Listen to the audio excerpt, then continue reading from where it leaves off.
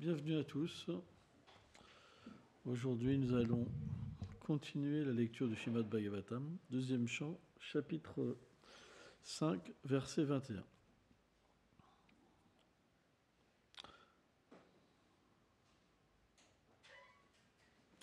Om Namo Bhagavate Vasudevaya.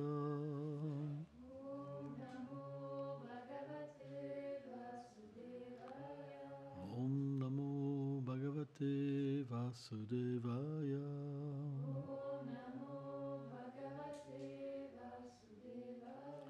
Om Namo Bhagavate Vasudevaya.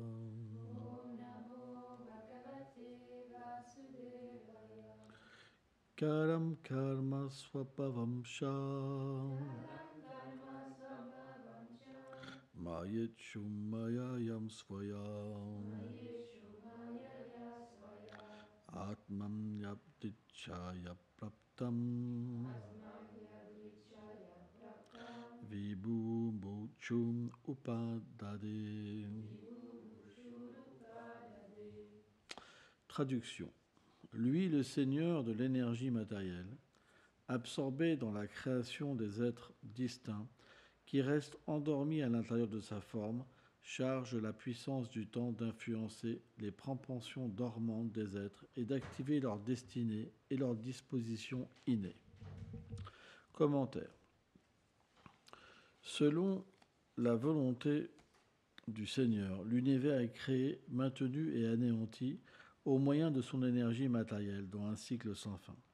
Lorsque vient la dissolution, la création se fond dans le corps transcendantal du Seigneur Narayana. Puis, lorsque vient le moment de la création, elle se manifeste de lui une nouvelle fois, déployant à nouveau les êtres vivants, leur destin et leur nature propre. Omagana Timelandasya Ganam Janam Sharakaya Shakshuramilitam Jinatasmai Shigulave Namaha Namam Vishnu Padaya Krishna Pestaya Bhutale Shrimate Bhaktivedanta Swamin Nitinamine Namaste Sarasvati Deve Gauravani Prachaline Nilveshesha Sunyavadi Prachatya Deshatarine.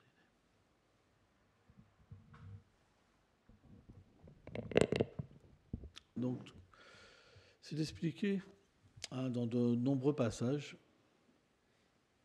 Alors parfois c'est expliqué que la création matérielle entière se fond dans le corps du Seigneur.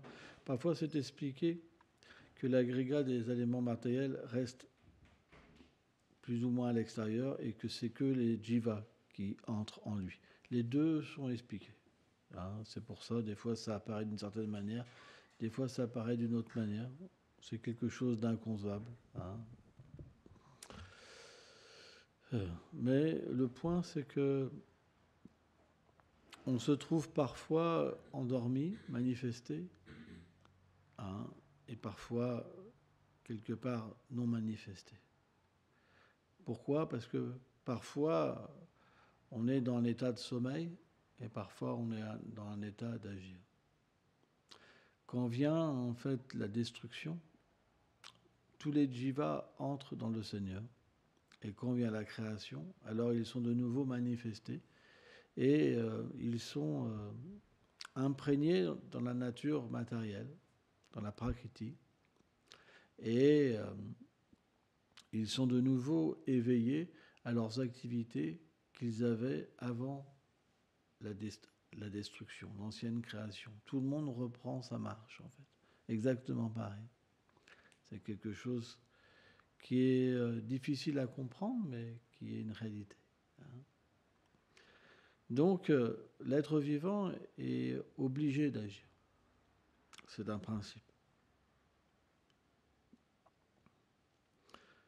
Et l'être vivant, il est obligé de s'absorber dans quelque chose. C'est pourquoi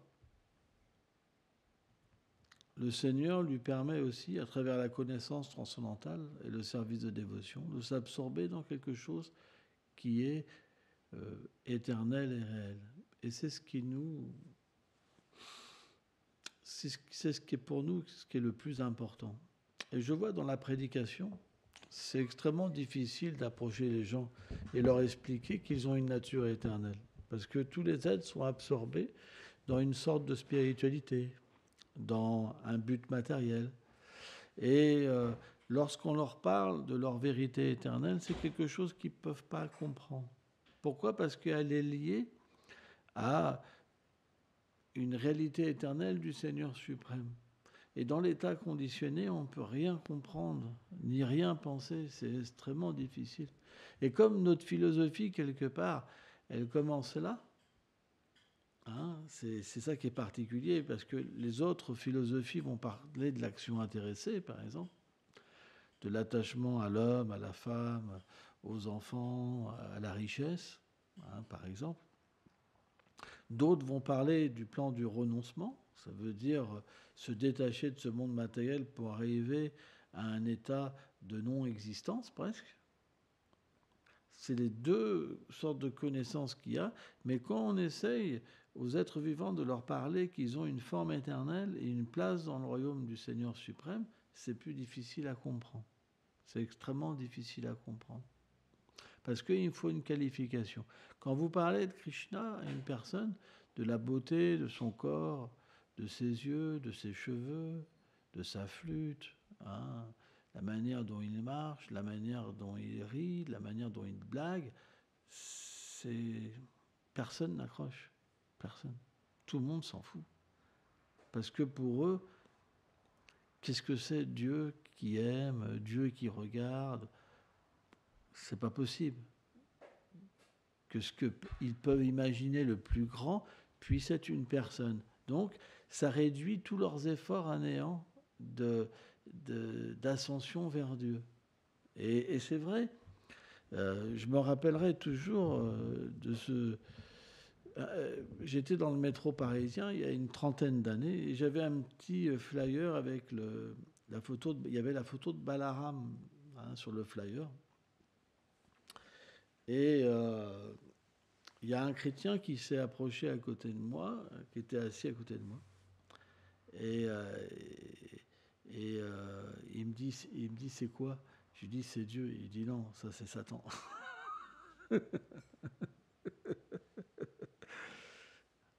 Et donc c'est intéressant parce que ça m'avait vraiment, j'avais trouvé ça dur. J'étais vraiment nouveau, hein, je n'étais pas initié à rien, c'était les premiers instants. Hein. J'avais trouvé ça super dur. Parce que le Seigneur vient, avec Tamutyapanam, il vient dans ce monde matériel, mais bien qu'il vienne, qu'il manifeste sa beauté, sa douceur, ses divertissements, il le rejette. Et c'est pour ça que Krishna a dit, pour ces Mudas, je reste voilé, en fait, par mon énergie. Ils ne peuvent pas me voir. Même si j'apparais, ils ne peuvent pas me voir.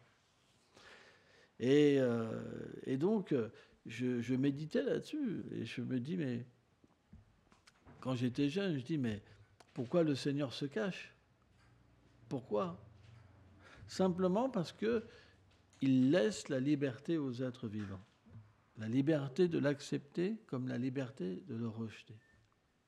Il faut une grande qualification pour pouvoir méditer sur Krishna. C'est pas facile. En fait, ça commence parce que l'imagination, c'est une chose. Parce qu'il y a des gens qui vont imaginer qu'ils ont une relation avec Krishna et après ils font n'importe quoi, la vie sexuelle, des choses comme ça. Parce que quand il y a une relation avec Krishna, on perd l'attirance pour la vie sexuelle, pour les hommes, pour les femmes, tout ça. C'est pas possible. C'est deux choses qui sont contradictoires. Parce que l'âme, en fait, dès qu'elle s'éveille, elle ne peut pas être liée à ses plaisirs. C'est pas possible. Elle ne peut pas être liée à ses attirances. C'est impossible. C'est pas possible. Et donc, la méditation sur Krishna, c'est super élevé. Parce que c'est un niveau où lorsqu'on chante le Saint-Nom, on peut véritablement s'absorber dans les sentiments de Radha et les sentiments de Krishna. En fait, le Mahamantra, hein, Hare Krishna, Krishna, Krishna, Hare Rama, Rama, Rama, Hare. Qu'est-ce qu'ils infusent à l'être vivant ? Ils révèlent les sentiments d'amour de Radha et Krishna. Et donc, la méditation, en fait, d'un bhakta, c'est super élevé. Il peut, il peut ressentir, voir, entendre les 12 échanges de Radha et Krishna. Ça va jusqu'à là. Hein. Le chant révèle directement, en fait, les sensations de Radha et Krishna. Leurs paroles, leurs gestes, tout. Et elles amènent l'être vivant à réaliser un corps spirituel, parce que c'est en fait, dès que la réalisation des doux divertissements viennent, la réalisation du corps transcendantal vient en même temps. Parce qu'on ne peut pas réaliser, en fait, ces choses-là sans réaliser un corps transcendantal. C'est pas possible. En fait, ça se passe progressivement. Au fur et à mesure que ça se révèle, au fur et à mesure, il y a comment dire, une apparence qui vient dans un premier temps, et graduellement la réalisation, elle devient de plus en plus concrète, au point qu'une personne après, elle atteint son statut dans le monde transcendantal. Elle devient directement témoin et actif, un acteur en fait du monde transcendantal. Mais en fait, c'est graduel. Mais dès que les divertissements, les lilas de Krishna viennent, automatiquement, on ne peut plus pécher dans ce monde. C'est pas possible. C'est impossible. C'est pas possible. Celui-là qui dit qu'il a une relation et qu'à la fois il fait n'importe quoi, c'est contradictoire, quoi. C'est pas possible. Après, certains divertissements font voir que parfois les associés du Seigneur, comme par exemple, on a souvent raconté l'histoire de Vipranarayan, par exemple, certains divertissements, en fait, le Seigneur crée un divertissement pour ses dévots, éternellement libérés. Mais ça, c'est le divertissement du Seigneur. Mais dans le cadre normal des choses, dès que la méditation, en fait, sur les divertissements du Seigneur se manifeste, la déconnexion, en proportion, vient avec le monde matériel. C'est pour ça qu'un dévot, lorsqu'il évolue sur le plan spirituel, il n'est pas véritablement dans le monde matériel. Il utilise les choses, mais il ne les perçoit pas comme un être normal. Parce qu'elles ne le contaminent pas. Elles ont pas, les choses matérielles n'ont plus le pouvoir de le faire tomber, parce que tout ce qu'il accepte, c'est pour le plaisir de Krishna. Tout devient spiritualisé. C'est pourquoi un dévot avancé, quand il utilise quelque chose, c'est pas forcément qu'on va imiter. Vous comprenez ? Certains grands dévots, par exemple, parfois jouaient au dé, en chantant Hare Krishna, par exemple. Tout est possible, vous comprenez ? Mais on n'imite pas. C'est pas parce qu'un Vaishnava utilise quelque chose que quelqu'un qui va l'utiliser va pas tomber dans l'énergie, sous l'influence de l'énergie matérielle. Vous comprenez ? C'est pas si simple que ça. Le danger est là. Mais pour le dévot, il n'y a pas de danger. Tout ce qu'il fait, de toute façon, il est protégé. C'est fort le claquage des portes tout le temps. Quoi qu'il fasse, il est protégé. Donc lui, il ne voit pas le mal. Vous comprenez ? Mais quelqu'un qui essaye de faire la même chose, il tombe. C'est pourquoi, naturellement, les néophytes, lorsqu'ils voient un Vaishnava avancer faire certaines choses, ils le critiquent en pensant que c'est Maya. Mais en fait, lui, il ne voit pas Maya, mais il voit Krishna. Et c'est à ça qu'on reconnaît les êtres qui ont naturellement dépassé l'attraction pour la nature matérielle. Parce qu'ils sont détachés. Vous pouvez leur donner la plus belle chose que tout le monde rêve, et les matérialistes, ils bavent, quoi. Ils travailleraient toute leur vie pour avoir quelque chose. Pour lui, ça ne représente rien. Ça n'a pas de pouvoir d'attraction. C'est quelque chose d'incroyable. Par exemple, le poste de Brahma, il y a des gens qui méditent dessus en ce moment. pour être Brahma dans leur prochaine vie, je sais pas quoi. Bon, bref, ou pour atteindre les richesses du planète édénique, renaître sur les planètes édéniques. Mais un dévot du Seigneur, ça lui paraît même plus qu'insignifiant. Ça n'a pas d'existence, même le désir n'existe pas en lui. C'est quelque chose. Pourquoi? Parce que son pouvoir du souvenir, c'est Krishna directement qui le gouverne dans son dévot. Parce que le dévot, qu'est-ce qu'il veut? Il veut être avec Krishna. Donc, automatiquement, puisque Krishna est dans son cœur, et Krishna a dit chez Kesh, le maître des sens, pourquoi celui qui est le maître des sens, il irait maître des désirs matériels, par exemple, dans le cœur de son dévot? C'est pas possible.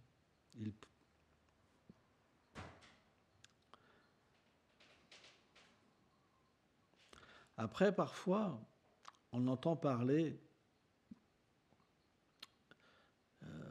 d'histoires comme des grands dévots, lorsqu'une pensée charnelle entrait en eux, ils grimaçaient de dégoût, par exemple. On peut se dire, mais comment c'est possible qu'une pensée puisse entrer? Mais si vous regardez,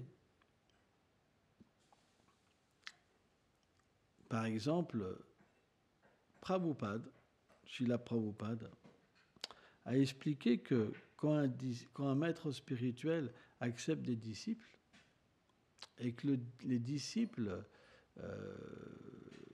font des activités qui sont interdites, Prabhupada lui-même a dit que le maître spirituel fait des cauchemars, des mauvais rêves. Il peut avoir sur lui toutes ces choses qui viennent.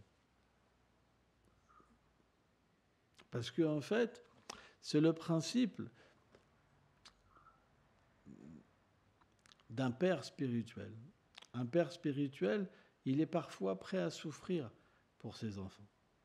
Alors que l'enfant, il est même pas reconnaissant parfois un enfant. On voit des pères de famille qui ont des enfants. Moi, je sais, j'étais un enfant, un très mauvais enfant. Et bien que mes parents essayaient à leur niveau de faire quelque chose pour moi, je dis bien essayer, j'ai jamais été reconnaissant. Parce que je n'avais pas, à cette époque, cette nature d'être reconnaissant. Et au contraire, tout ce qu'ils avaient fait pour moi, je dénigrais parce que ça ne m'avait jamais donné la satisfaction. C'est ça le matérialiste. Vous comprenez? Donc parfois, vous pouvez avoir des disciples, le maître spirituel a pris tout sur lui, leurs activités, et ils vont le critiquer, toujours voir les fautes, des fautes. Mais jamais ils se rendent compte ce que le gourou a fait pour eux. Ou a essayé de faire pour eux, parce qu'il a essayé. Puisque quand les disciples ont une mauvaise mentalité, ça veut dire que la miséricorde, elle n'a pas pu fructifier. En fait, le cœur du disciple, il est comme une terre aride. Tout ce que le maître spirituel a voulu planter, ça n'a jamais porté de fruits. Donc, quand ça porte pas de fruits, qu'est-ce que pense le disciple? Mon gourou m'a triché, il m'a pourri ma vie, etc. Mais en fait, ça ne s'est jamais passé comme ça. C'est que, en fait, le disciple, dû à sa mauvaise attitude, il n'a jamais pu recevoir les cadeaux que le gourou lui a donnés. Il n'a jamais même pu voir ce que le gourou lui a donné. Le gourou lui a tout donné, des trucs mais super élevés, mais ça n'a jamais fructifié. Pourquoi? Parce qu'il y a la mauvaise attitude. Quand il y a une mauvaise attitude, il ne peut pas avoir de relation. L'attitude entre disciple et gourou, c'est simple, c'est l'abandon. Si le disciple a abandonné, le maître spirituel, il y a aussi cette question d'abandon. Il donne tout. Donc, attitude, c'est l'attitude, encore une fois, qui résume véritablement notre lien et notre connexion. Sans une attitude convenable, rien n'apparaît. C'est pour ça que Chaitanya Mahaprabhu a dit que le début de la bhakti, vraiment, c'est ce 3e verset Shastakam qui parle de l'humilité, tolérance, respect. C'est super important. On retrouve cette base dans tout parce que c'est la connexion. Avant, Dans le deuxième verset, c'est expliqué, bien que tu aies mis toutes tes puissances au Seigneur dans ton salon, j'ai pas de goût, il n'y a pas de connexion. Parce que l'attitude n'est pas là. Mais dans le troisième verset, l'attitude est acquise. Et à partir de là, le goût et la connexion se fait. Donc tout est une question d'attitude. Quand l'attitude n'est pas là, il n'y a pas de relation. Quand il n'y a pas de relation, à ce moment-là, notre vie spirituelle, elle ne peut pas être authentique. Ce n'est pas possible. Parce qu'en fait, on voit que dans la prière au maître spirituel, c'est expliqué que sans la miséricorde du gourou, on n'obtient pas Krishna. C'est notre philosophie. Sans la miséricorde du gourou, on n'obtient pas Krishna. Quand on parle de Krishna, c'est quoi? C'est ce qu'on disait au début de la classe. C'est cette révélation, en fait. Il n'y a rien qui se passe. On va juste subir les tribulations matérielles, comme la souffrance du corps, du mental. On ne sera jamais libéré de tout ça. Quand il n'y a pas l'attitude, il n'y a pas de réalisation. C'est pourquoi on devrait toujours essayer de comprendre qu'est-ce que c'est l'attitude. L'attitude, ce n'est pas quelque chose en rapport avec notre vie matérielle. L'attitude, c'est en rapport avec notre désir spirituel. Si on a un désir spirituel, notre attitude va être un refuge intérieur de la miséricorde du maître spirituel et du désir d'accomplir un pur bhajan, de chanter purement les saints noms. Ce n'est pas une relation mondaine avec le maître spirituel, où le maître spirituel, il est sympa, il me sourit, il me parle bien quand je veux, ceci, cela. Ça, c'est, des choses complètement secondaires. Quand on parle de bonne attitude envers le gourou, c'est une compréhension que le maître spirituel, il n'est pas là pour nous sourire. Et même Vishwanath Chaitanya Thakur ou Srila Prabhupada, Vishwanath, il dit le devoir du maître spirituel, c'est de reprendre son disciple. Mais celui qui a une mauvaise attitude, quand le maître spirituel le reprend, il se fâche. Il n'est jamais content. Pourquoi? Parce que son attente, elle est matérielle, elle n'est pas spirituelle. Il cherche à travers le gourou une relation matérielle, pas une relation spirituelle. C'est pour ça que ça se crée. Mais celui qui a une bonne attitude, le disciple, et qui cherche une relation spirituelle, le côté externe, c'est pas très important parce que sa relation, elle est sur un autre plan. C'est pour ça qu'il n'y a pas de déception. Un disciple qui quitte son maître spirituel, c'est parce qu'il attendait des choses matérielles.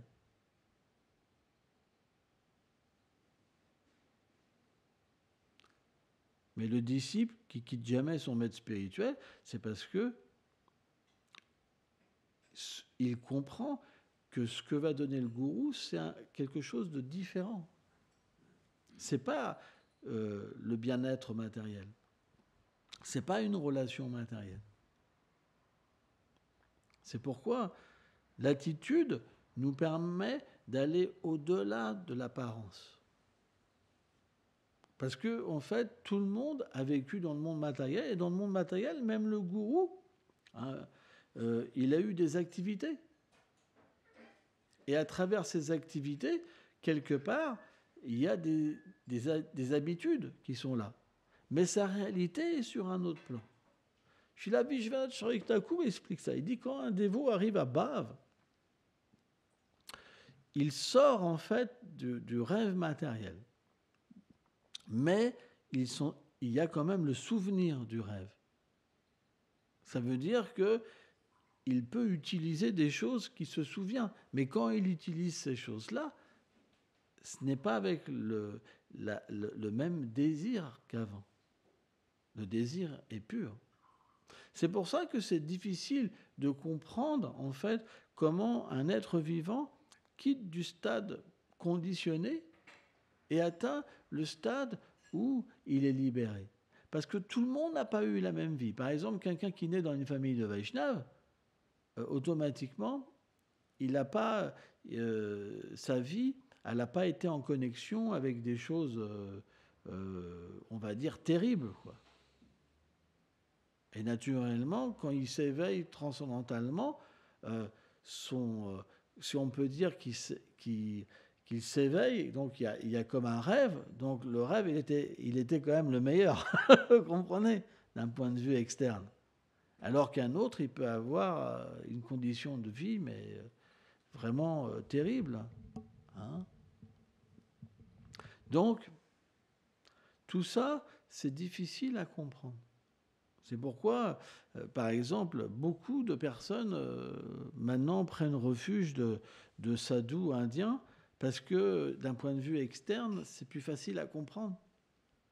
Mais après, souvent, j'ai vu des plaintes que les sadhus indiens n'arrivaient pas à les comprendre totalement. Et donc, il y avait une sacrée frustration aussi parce qu'ils ne pouvaient pas comprendre leur façon de vivre, leurs sentiments, etc. C'est pas facile. Moi, je me rappelle d'un sadhu où il avait un disciple qui était un peu punk, par exemple. Il avait des tatouages, tout ça. Le gourou, il le regardait comme ça, il hallucinait, toi. Vous comprenez? Et donc, le disciple, qu'est-ce qu'il fait dans ce moment-là? Il dit, mon gourou ne me comprend pas, quoi. Il ne peut pas accompagner. Vous comprenez? C'est difficile. C'est pour ça qu'il y a un côté où il y a beaucoup de confusion dans tout, quoi. De chaque côté, quoi. Ouais, j'ai vu ça, ouais. Plusieurs fois. Pourquoi? Parce qu'en fait, leur vie en tant que Vaishnav ne leur permet pas de tout comprendre aussi.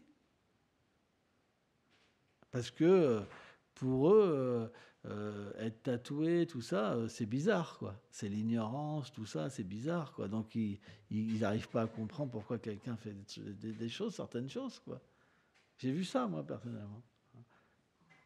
Donc, voilà, le choix du maître spirituel, il doit être fait intelligemment.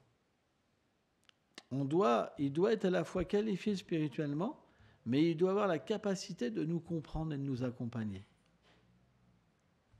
Sans ça, à un moment, on va avoir du mal à continuer. On va sentir que notre maître spirituel ne nous comprend pas. Et s'il ne nous comprend pas, comment il peut nous faire véritablement évoluer? C'est difficile. Hein. Le choix du maître spirituel, c'est quelque chose qui est vraiment difficile. Parce que, naturellement, il y a plein de personnes qui ont des qualifications différentes et qui ont des perceptions aussi différentes de la dévotion. Il y en a qui sont révolutionnaires et il y en a, la révolution, c'est pas la peine. Quoi.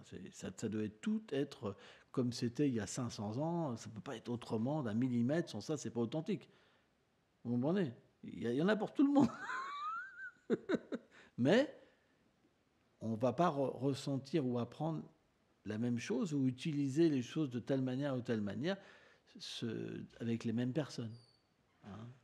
Voilà. Je voulais faire quelques points là-dessus. Hein. Merci beaucoup.